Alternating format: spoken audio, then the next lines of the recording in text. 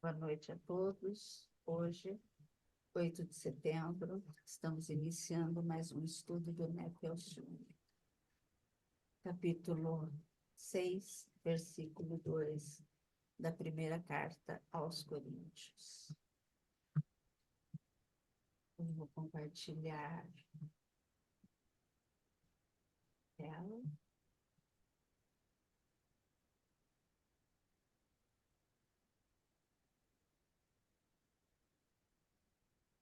Vocês estão vendo? Agora sim. Sim. Prática do bem, porque assim é a vontade de Deus, que fazendo o bem, tapeis a boca, a ignorância dos homens loucos. Está em 1 Pedro, capítulo 2, versículo 15. Está no livro Caminho, Verdade e Vida, de Emmanuel, capítulo 60, de Emmanuel e Chico. À medida que o espírito avulta em conhecimento, mais compreende o valor do tempo e das oportunidades que a vida maior lhe proporciona, reconhecendo, por fim, a imprudência de gastar recursos preciosos em discussões estéreis e caprichosas. O apóstolo Pedro recomenda, seja lembrado, que é da vontade de Deus se faça o bem, impondo silêncio à ignorância e à loucura dos homens. Uma contenda pode perdurar por muitos anos, com graves desastres para as forças em litígio. Todavia, basta uma expressão de renúncia para que a concórdia se estabeleça num dia. No serviço divino, é aconselhável não disputar, a não ser quando o esclarecimento e a energia traduzam caridade. Nesse caminho, a prática do bem é a bússola do ensino. Antecedendo qualquer disputa, convém dar algo de nós mesmos. Isso é útil e convincente. O bem mais humilde é semente sagrada.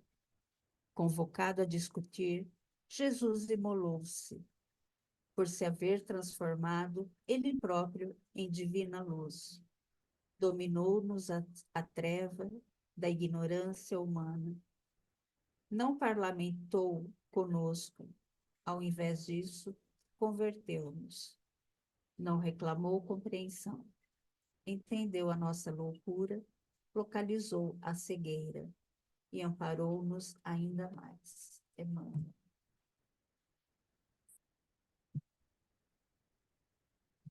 Vera, você faz a nossa oração, Vera, por favor? Não. Então, convidando a todos, serenando o coração com essas palavras, com essas reflexões, com essas orientações que calam fundo em nossa alma. Vamos mentalizar a presença amiga de Jesus aqui conosco, Paulo de Tarso, todos os desencarnados, trabalhadores do Evangelho, que tanto se dedicam a estimular aos encarnados o estudo, a perseverança na melhora, no crescimento, para que possamos compartilhar mais uma noite de ensino, de aprendizado, de boas reflexões em torno das cartas do nosso querido amigo Paulo. Mentalizamos energias positivas a todos aqueles companheiros de nossa caminhada que hoje não puderam estar presentes, mas que sabemos que estamos todos ligados de coração. Que as bênçãos de Jesus acompanhem a todos no caminho do bem. Aqueles que vão assistir depois, aqueles que estão na nossa caminhada, que todos eles recebam um pouquinho da tua luz para se fortalecer e seguir nos estudos na melhoria de si mesmo. Que Jesus nos acompanhe e que Paulo nos auxilie nas reflexões da noite. Que assim seja.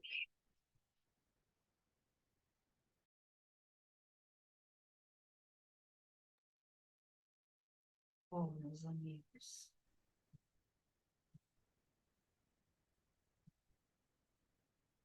eu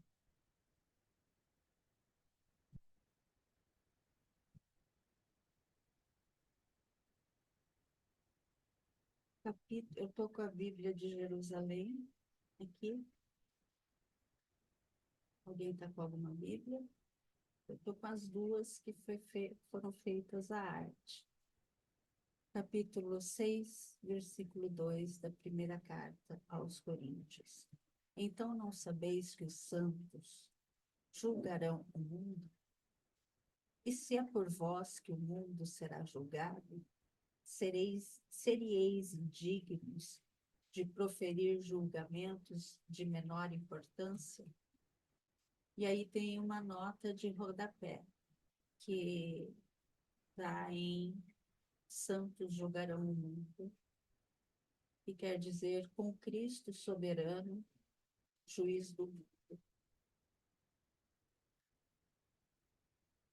Alguém está com alguma outra feira para falar? Não consegui abrir aqui também. Carlos, tem algo aí? Não, pessoal, eu tô abrindo aqui também. Eu Tô estou com dando uma a olhada aqui no Napster. King James atualizada. Ou desconheceis que os santos julgarão o mundo todo? E se o mundo será julgado por vós, como sois incompetentes para julgar assuntos de tão menor importância?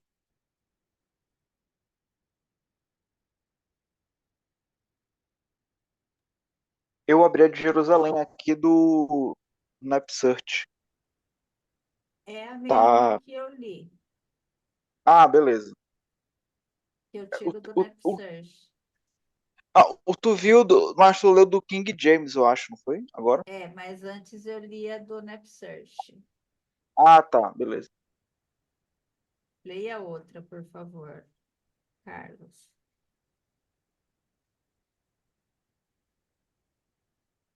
Um aqui tem Almeida. Calma aí que eu tô meio atrapalhado. Tem Almeida Revista e Corrigida, né? Pode ser, perfeito. É, não sabeis vós que os santos hão de julgar o mundo? Ora, se o mundo deve ser julgado por vós, sois porventura indignos de julgar as coisas mínimas. Obrigada. Alguém quer? A gente pode ficar nessas três? Vamos ficar nessas três? Alguém quer começar?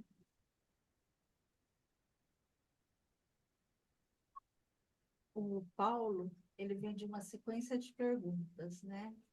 Nesse versículo, e ele vai fazer várias perguntas nos próximos também. Então, é uma passagem que ele faz várias perguntas aos irmãos de Coríntios, né? Só nesse versículo ele faz mais que uma. Então, ele já começa. Então, não sabeis que os santos julgarão o mundo? Quem que são os santos? A gente já viu no começo, né? Os santos com letra minúscula, santos com letra maiúscula. Então, quem que são esses santos? São aqueles que seguem o Cristo, aqueles que seguem o Evangelho, os que vivem segundo a lei de Deus, segundo os preceitos religiosos, né? E os que seguem o Cristo, eles estão predestinados a julgar o mundo. E Cristo já fala isso lá na nota de rodapé da Bíblia de Jerusalém, cita que juiz é o soberano rei, né? É o soberano juiz, desculpa. E em Mateus 19:28, que é a referência cruzada, que está lá na nossa arte, que é a referência que fala, deixa eu pegar aqui, não coloquei, não abri, que fala que os apóstolos julgarão, eles assentarão em 12 tronos e julgarão as 12 tribos de Israel, né? Então, Cristo também cita que pessoas humanas, né, que os apóstolos que seguem o Cristo, eles também vão julgar o mundo, né? E se é por vós que o mundo será julgado, Paulo continua, quem são esses vós, né? Então, é outra pergunta. Aí eu trago Divaldo Franco.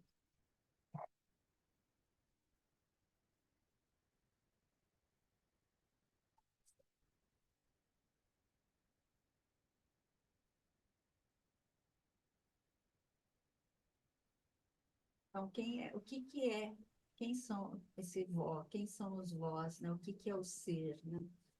Aí o Divaldo Franco, ele traz que o ser é o fruto dos atos passados para agir com as ferramentas da nossa própria elaboração na marcha ascendente e libertadora.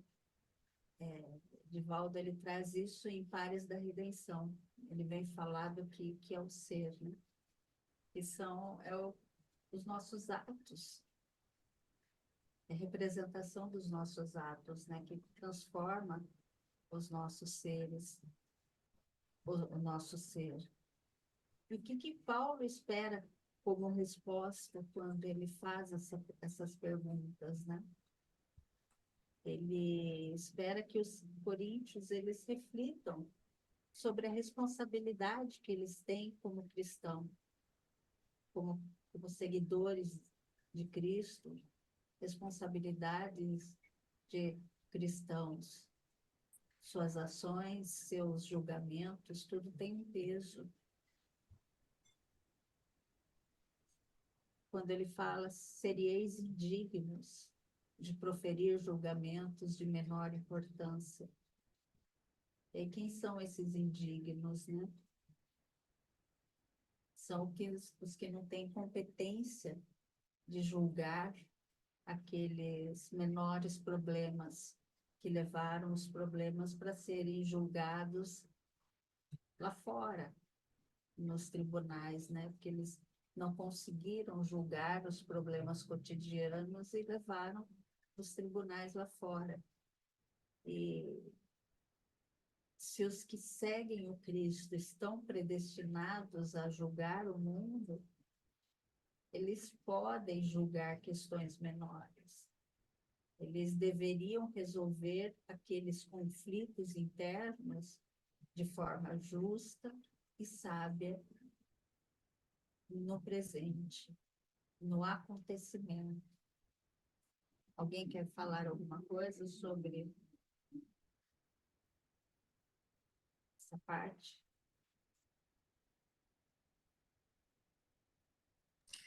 Silvia, eu estava pensando nessa situação, né? Porque a gente sabe que a gente vive certas coisas dentro do centro espírita, né? Que são similares, certas. Não vou falar nem os mesmos problemas, mas situações parecidas, né? Contendas, alguma coisa assim. E se a gente não tiver ligado a Deus mesmo, esse vínculo espiritual, assim, de meditação, de oração e todas as outras coisas, a gente realmente não vai fazer um julgamento justo, né? Se a gente tiver com vinculações, vamos falar assim, vinculações do mundo mesmo, né? A gente tem um erro, a gente tem uma chance muito grande de cometer uma injustiça. Então, a gente realmente precisa estar conectado, né? Como no livro Paulo Estevão, Jesus fala para Paulo utilizar os poderes do Espírito, né? E isso não é fácil, na verdade, né? Essa conexão, assim, a gente, apesar de ser espírita e estar tendo uma religião que tem esse vínculo espiritual, ter esse vínculo espiritual, mas de forma pessoal, é muito difícil. Se a gente vai para uma mediúnica, a gente tem o contato ali espiritual, da passe, mas tem essa conexão, por exemplo, de orar e sentir envolto, assim, não é qualquer pessoa, assim, que consegue isso, mas por culpa nossa mesmo, né? Eu estava lendo a mensagem 38, eu acho que está no Caminho, Verdade e Vida, que é entre colabora, eu acho, alguma coisa nesse sentido. E ele fala uma parte muito que é explícita, que é a gente tem que buscar conexão com Jesus, assim, resumindo, né? Não fala com essas palavras.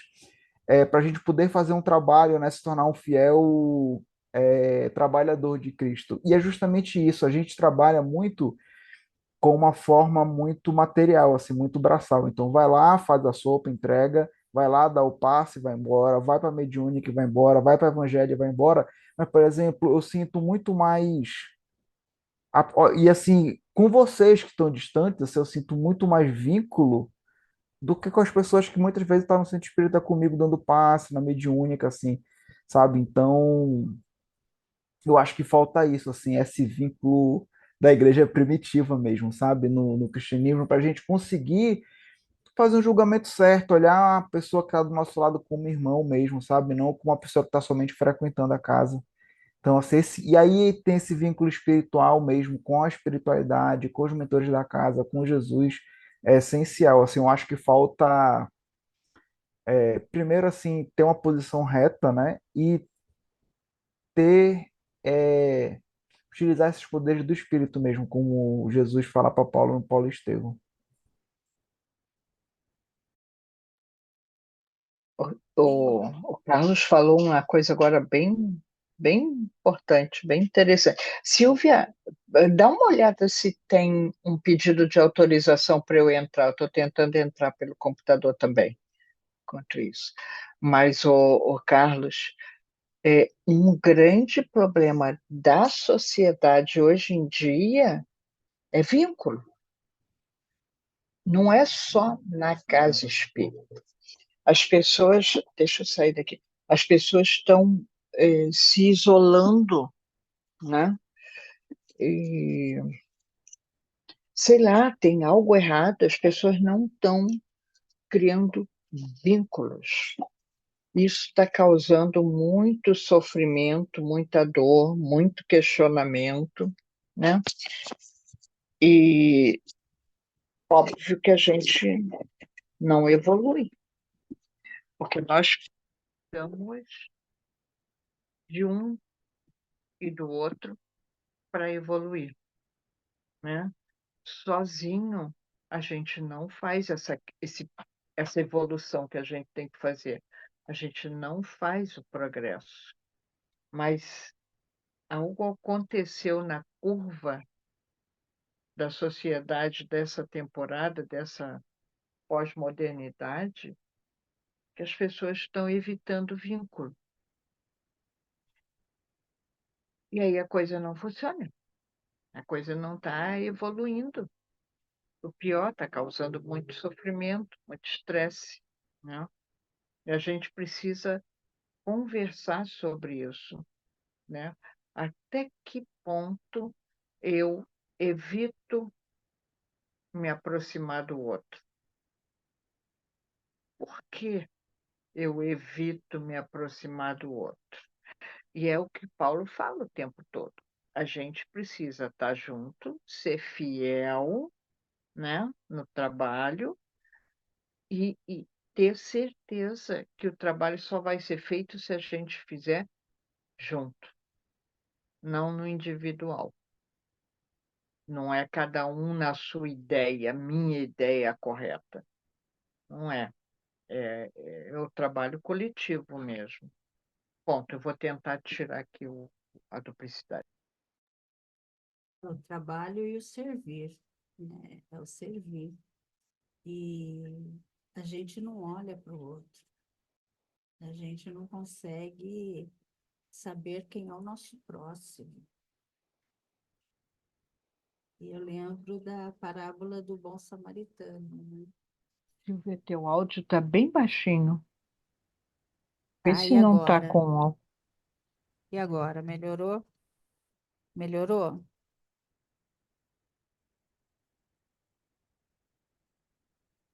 Estava baixo o tempo inteiro? Tá bom agora? Tá melhor. É que o do Carlos fica bem alto. Ah, esse Mas o microfone eu teu preciso teve um momento que ele ficou mais baixo e baixo alto. ainda. É, ó, Agora ele tá tá bom. difícil. Ele tá, parece que tu tá longe do computador, E entendeu? agora? Melhor. Agora, Agora sim. Agora ficou tá, perfeito. tá bom. Então, a gente tem dificuldade de olhar para o próximo, né? A gente nem sabe quem que é o próximo, né? A gente não consegue ver o nosso próximo, a gente não consegue olhar para o próximo. Eu lembro da parábola do samaritano, né? Que ele ajudou o judeu e ele, samaritano e judeu, eles têm um ódio entre eles, né? E ele aprendeu a amar aquele homem todo machucado, né? Então, como a gente teria que aprender a amar como o samaritano amou, né? Aprender a olhar como o samaritano olhou, aprender a enxergar o próximo, saber que o próximo é todos que estão em necessidade, né? Todos os que estão ao nosso lado e que estão em necessidade. E antes de tudo é o vai e faz de Cristo, né? Vá e faz. E é cuidar da gente, e é ame o próximo como a si mesmo, né? Então é amar, antes de tudo, né? É amar, É olhar o outro é olhar como um semelhante a ti, como igual, não né? como um inferior ou o que seja, né? É olhar o outro como semelhante, como igual. E nesse momento ele precisa de ajuda. Nesse momento eu posso dar ajuda. Em um outro momento eu posso precisar de ajuda. E até isso entra na fala do Carlos. Pedir ajuda é difícil, é muito complexo, porque a pessoa sempre se colocou como superior, o dono da verdade. Então ela tem dificuldade na hora que precisa de ajuda, ela tem dificuldade também. E não foi isso que o Cristo nos ensinou, né? Está longe disso, bem longe. Bom, Sabe o que que a gente precisa? Aprender a olhar sob o ponto de vista do Cristo. A gente precisa sempre olhar sob o ponto de vista do outro, né?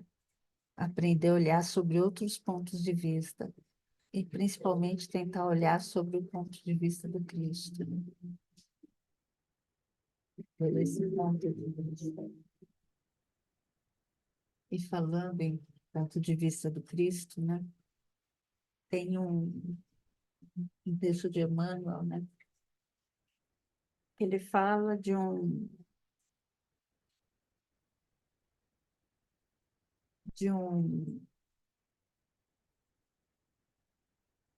deixa eu ver aqui, um músculo leve que nós temos na boca, né? E eu trouxe um trechinho, né? Que é a língua. Ele fala que está em Religião dos Espíritos, Emmanuel, Dominar e Falar, capítulo 86. É muito, vale a pena ler inteiro.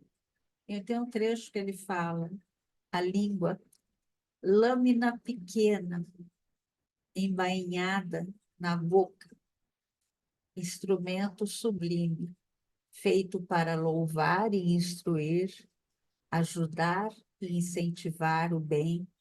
Quantas vezes nos valemos dela para censurar e vergastar, perturbar e ferir? Governemo-la, pois transformando-a em leme de paz e amor no barco de nossas vidas. E aí eu trago, né, que o Carlos trouxe para a gente momentos de contenda, né, que ele falou de brigas, conflitos, né, quando tem contendas. O que a gente faz quando a gente está em contenda? A gente age na impulsividade, a gente cai na armadilha de criticar e de acusar. Isso alimenta ainda mais o conflito. A gente tenta vencer no argumento, a gente tenta ganhar no argumento, falta compreensão, a gente age de forma destrutiva, age de forma muitas vezes nociva, e a maneira como a gente reage diante de contendas, de conflitos, a situação ela pode ser agravada ou resolvida. A gente pode, a maneira como a gente reage a uma contenda, a gente pode acolher ou pode separar. A gente pode se dar bem ou criar barreiras. A gente pode criar muros ou criar pontes. E como que a gente deveria fazer nesses momentos de contenda? Na semana passada, no Papo da Joana, como contornar os sofrimentos, tinha também essa parte de aprender a falar, educar a nossa fala, previne, evita sofrimentos, muito sofrimento, faz parte. Bom, Eu vou ler aqui rapidinho só a passagem, tá? Para gente. Por favor, não é rapidinho, por favor, Que eu Carlos. acho bem interessante, que é Caminho, Verdade e Vida, é o capítulo 39. Entra e coopera. E aí é a passagem de Saulo, né? Que o versículo que ele comenta é ele tremendo e atônito disse: Senhor, o que queres que eu faça? Respondeu-lhe o Senhor: levanta-te e entra na cidade, e lá te será dito o que te convém fazer.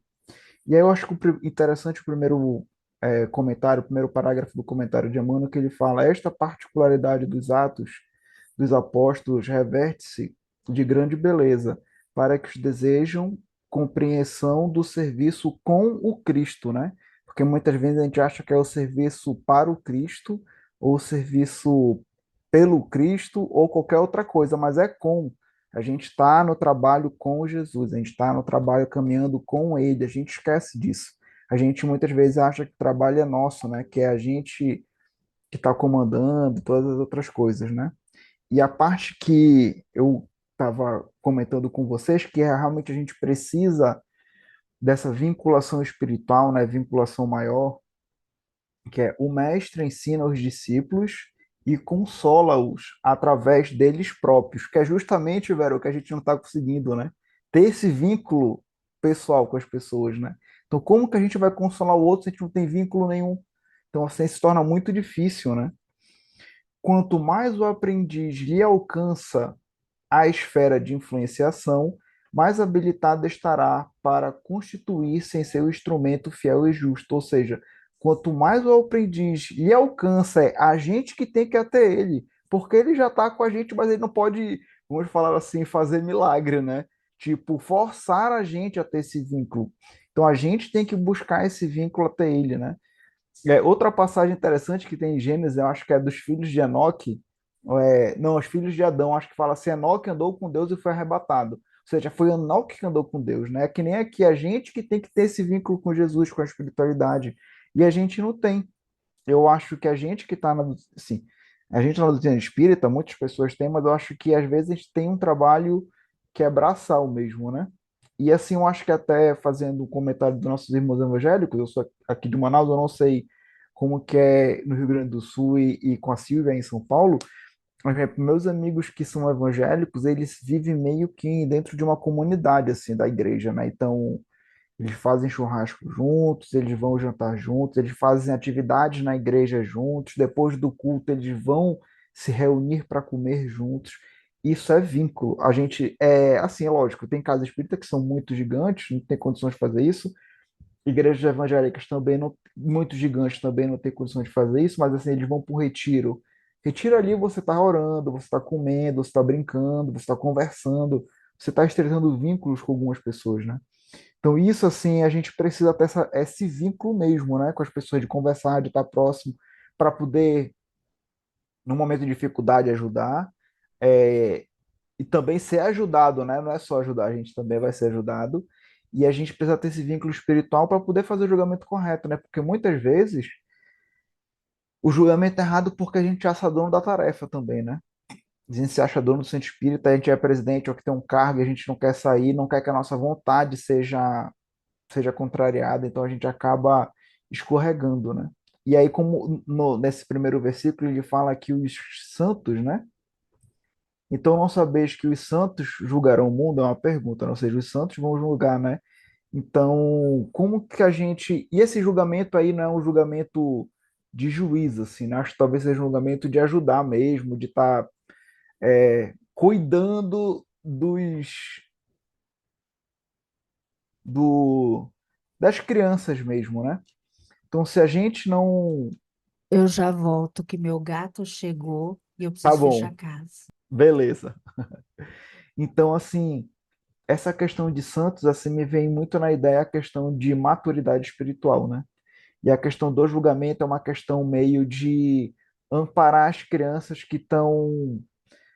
É, eu me esqueci o nome da série das crianças, né, que são infantis, né? Ali que tem 2, 3, 4 anos, precisam de pessoas para cuidar delas, né? Então, eu vejo muito isso. E se a gente não for maduro, como que a gente vai ajudar o próximo, né? Como que a gente, de alguma forma, vai julgar o outro se a gente também está no mesmo erro infantil como a outra pessoa, né? Então, é um pouco isso que eu acho.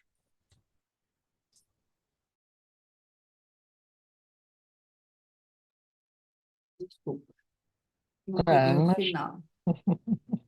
Vera quer falar? não, ele recém terminou de falar, pode seguir. É. Carlos, eu preciso falar com você no final do estudo, tá? É, eu vou pegar o gancho para falar sobre essa questão de que você trouxe sobre ir, você trouxe no começo, né? Sobre ir até o outro, né? Que você falou. Eu trouxe um texto que fala sobre a conciliação de Emmanuel. Eu peguei essa linha também por esse versículo. E Emmanuel, ele fala: se for o inimigo tão implacável que te busque entregar ao juiz, de qualquer modo terás, então, igualmente provas e testemunhos a apresentar. Um julgamento legítimo inclui todas as peças e somente os espíritos francamente impenetráveis ao bem sofrerão o rigor da extrema justiça. Capítulo 120 de Pão Nosso. Então, esse conciliar quer dizer fazer as pazes, fazer um acordo. E essa harmonia, ou buscar uma solução, então, quando tem um conflito, quando tem uma contenda, né? Quando tem um desacordo, a gente tem que fazer a nossa parte. Nós temos que ir. A gente não tem que esperar o outro. É restaurar a paz, restaurar a harmonia. Então, essa conciliação depende de nós. A gente não pode esperar o outro, né? E isso fazer a nossa parte no esforço de conciliação. Tem reconciliar. Reconciliar é mais mudar ou trocar, que eu fui pesquisar, né? No contexto bíblico, ela é usada mais para uma restauração, como uma coisa que precisa ser trocada, especialmente num contexto entre Deus e a humanidade, que precisa restaurar. E a conciliação é a busca de uma harmonia, a busca de uma paz, né? E faz faz parte da nossa da gente tomar a iniciativa, corrigir erros, promover a paz. E Jesus, em várias passagens, ele fala para os seus seguidores tomarem a primeira atitude para resolver os conflitos, né? Quando ele fala, vá e faze-o, e faze-o, né? É um chamado à atenção, é um chamado para a ação, né? Então, Cristo, ele chama para a ação. Não é um chamado para cruzar os braços, ele chama para a ação, né? Não basta apenas um pensar, tem que ter é necessário tomar iniciativas, é ir, é trabalhar efetivamente para que aconteça essa interação, seja pedindo perdão, corrigindo erros, ou buscando o entendimento, né? Em vez de esperar que o outro dê um primeiro passo, a gente tem que agir com bondade, promovendo a conciliação.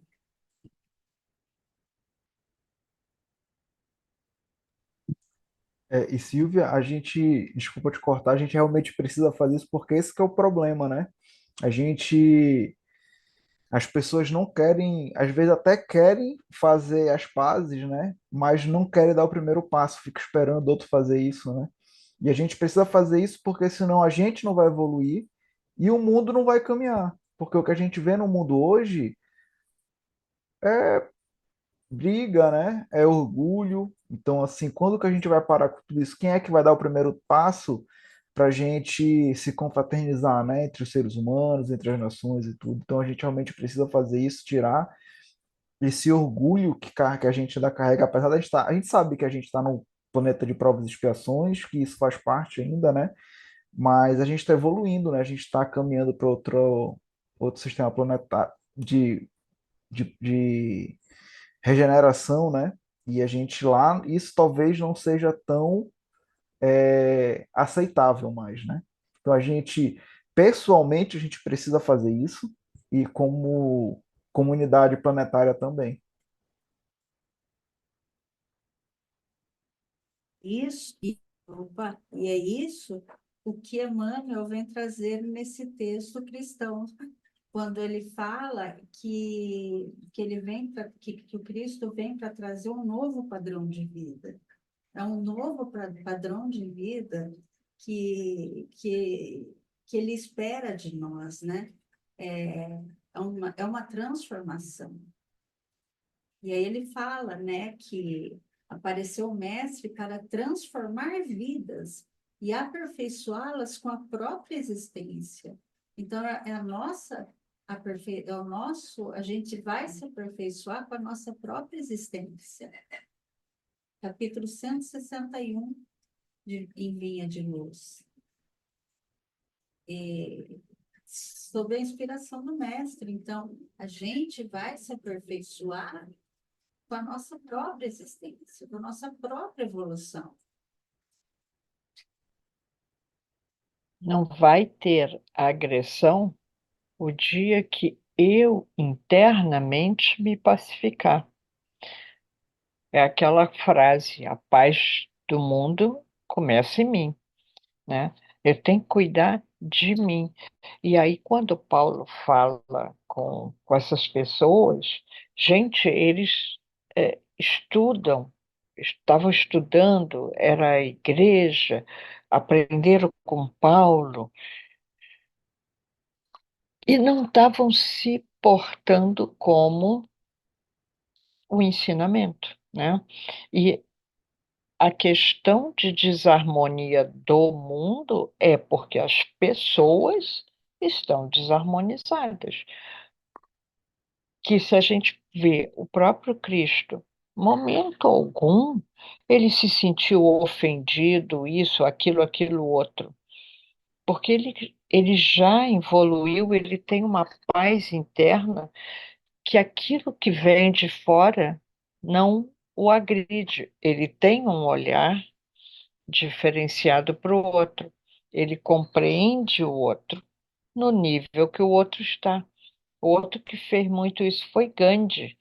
Gente, Gandhi era fantástico nessa questão de não revidar, de manter. Gente, para pensar quantos segundos a gente leva para desequilibrar a nossa paciência do dia, né? A gente sai 5 minutos, já perdeu a paciência, mas eu estava tão bem, já me fizeram perder a paciência. Não é que fizeram tu perder a paciência, é que ela era minha boca. É aquela coisinha muito frágil, muito tênue. A gente precisa ir exercitando cada vez mais o equilíbrio interno, o olhar para o outro diferenciado, sem esse julgamento, né? Que aí o que vem de fora não vai me desarmonizar. Eu não posso deixar o comportamento do outro, a grosseria do outro, me tirar do plumo, me levar para o mesmo nível, para o mesmo patamar. Aí vamos ficar numa briga eterna, né, nesse planeta. Ponto. Senão, nós seremos como Emmanuel traz nesse texto, como escribas e fariseus, que eles têm toda uma postura, todo um. Eles cumpriam os seus deveres exteriores, mas eles falhavam em praticar a verdadeira fraternidade e a verdadeira compaixão. E dessa forma que o Paulo está dizendo que os cristãos vão julgar o mundo. Está chamando, está falando que os cristãos vão julgar o mundo. Que eles vão ter essa. Eles são chamados para ter essa. Eles devem ter uma justiça que transcenda essas leis humanas e que os princípios estejam enraizados aonde? No Evangelho. Que significa o quê? Agir com amor, com misericórdia, com humildade. E a gente sabe muito bem como os escribas e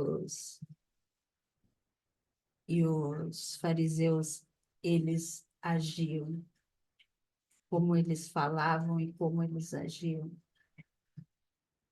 Jesus aponta na, na, no Evangelho inteiro.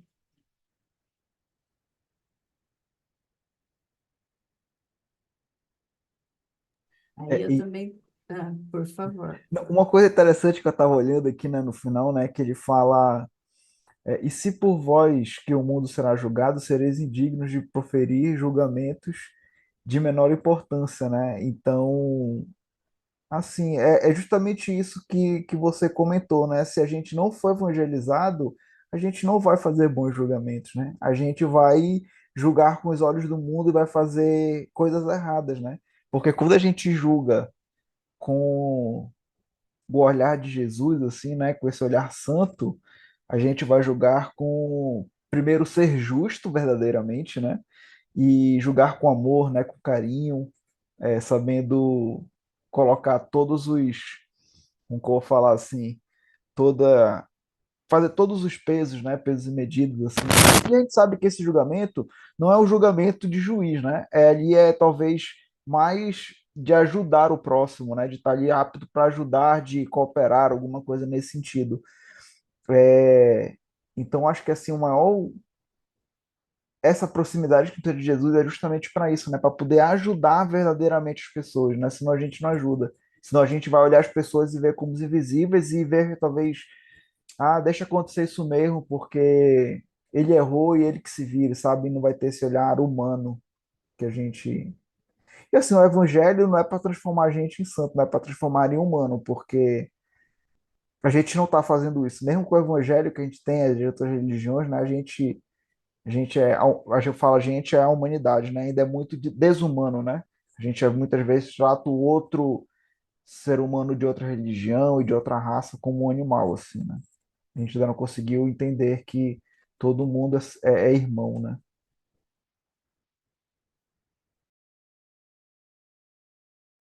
Vera, que inveja, inveja branca de você estar com essa blusa, Vera. Aqui tá um Deu calor, frio agora. um tempo seco. Não está muito gelado, mas já está. Chega à noite, já vai É. esfriando, né? Tem jeito. E eu trago um último texto de Emmanuel, que é bem isso, Carlos. A exemplo do Cristo, capítulo 109, Fonte Viva, para a gente não condenar, pois o próximo, porque nele observes a inferioridade, a imperfeição, a exemplo do Cristo, ajuda quanto possas. O amigo divino sabe o que existe em nós. Ele não desconhece a nossa pesada e escura bagagem do pretérito nas dificuldades do nosso presente, recheado de hesitações e de erros, mas nem por isso deixa de estender-nos amorosamente as mãos. Emmanuel. Então, fechando esse estudo, né, pensando no que é seguir o exemplo de Cristo, né, quando a gente pensa o que é seguir o exemplo de Cristo, né? Oi? Espera um pouquinho.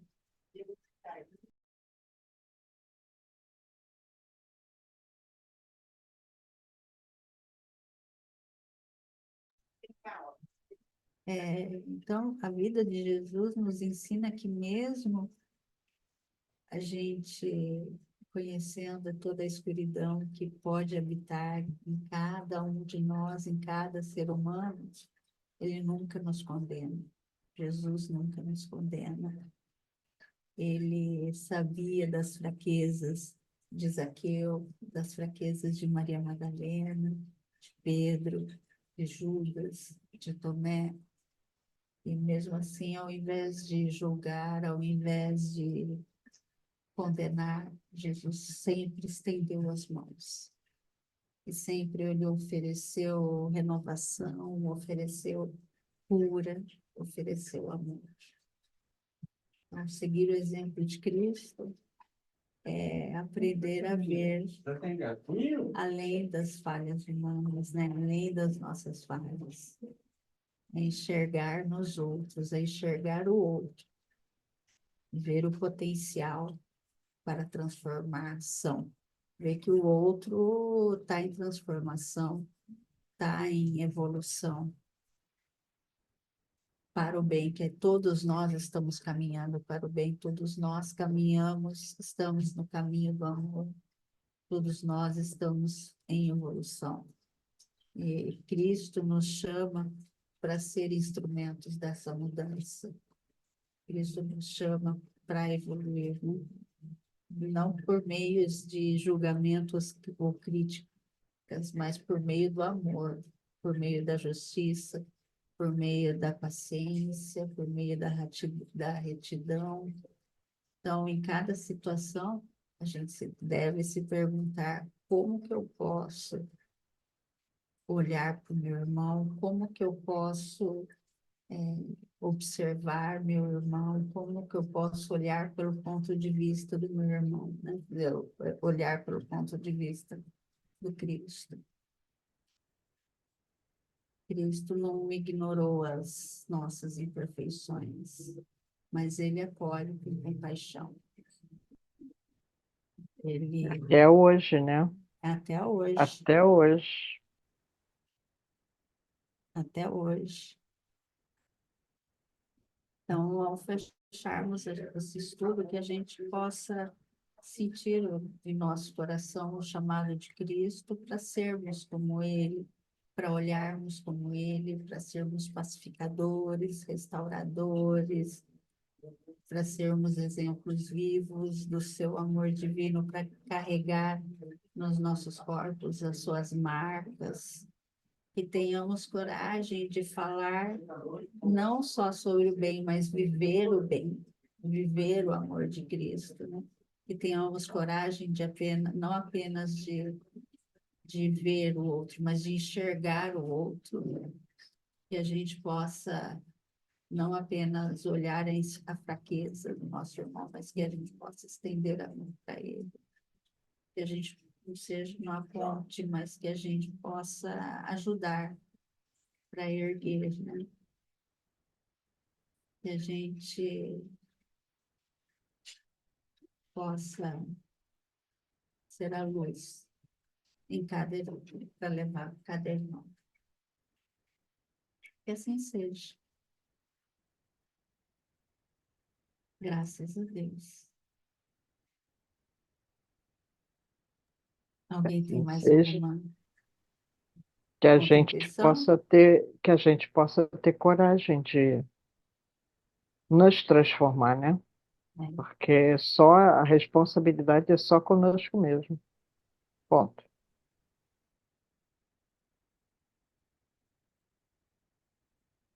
Podemos encerrar? Então, amado Mestre, querido Jesus, após esse estudo edificante, pedimos que a sua bênção, a sua paz, encontre a cada irmão em necessidade, encontre a cada irmão com sentimento ruim, e nesse mês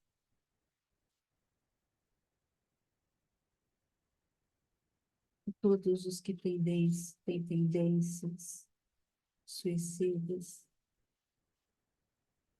que possam ter tendências amorosas, tendências de amor,